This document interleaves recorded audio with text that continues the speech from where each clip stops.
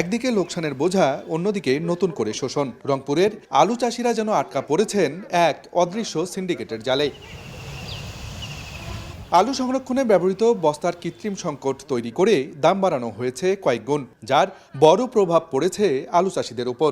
বাজারগুলোতে কর্তৃপক্ষের নজরদারি না থাকার সুযোগকে কাজে লাগিয়ে ব্যবসায়ীরা ফায়দা লুটছে। অভিযোগ কৃষকদের।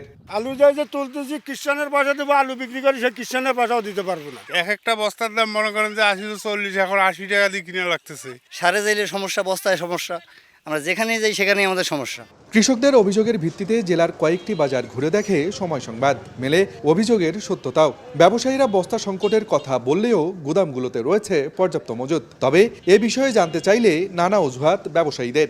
মার্কেটে যখন যেভাবে কিনতেছি ওইভাবে সীমিত লাভ ধরে বেচতেছি। কোম্পানি যারা প্লাস্টিকের বস্তা বানায় তাদেরকে ধরেন ঢাকাতে। মাল মাঠে নাই, এর মাল ওই কিনে 5 টাকা বেশি দিয়ে, ওর মাল ওই কিনে 5 টাকা বেশি দিয়ে, এইভাবে করে দামটা এই 2 দিনে এত দূর আছে। আলুর উৎপাদনের পর দাম না থাকায় একই তো কৃষকরা দিশেহারা, উল্টো বস্তার দাম বেড়ে যাওয়ায় তৈরি হয়েছে নতুন সংকট। কৃষকরা বলছেন, যে বস্তা মৌসুমের শুরুতেও বিক্রি হয়েছে 10 টাকায়, সেই বস্তায় এখন বিক্রি হচ্ছে 35 টাকা করে। আর পাটের বস্তা যেখানে ছিল 70 টাকা, সেই পাটের বস্তা এখন বিক্রি হচ্ছে 150 থেকে 170 টাকা পর্যন্ত।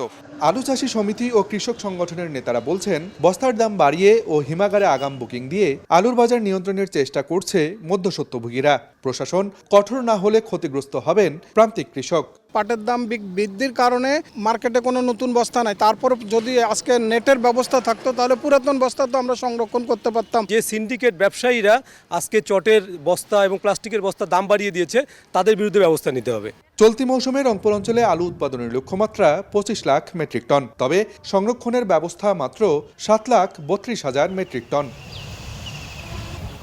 আব্দুর রশিদ জীবন, সময় সংবাদ, রংপুর।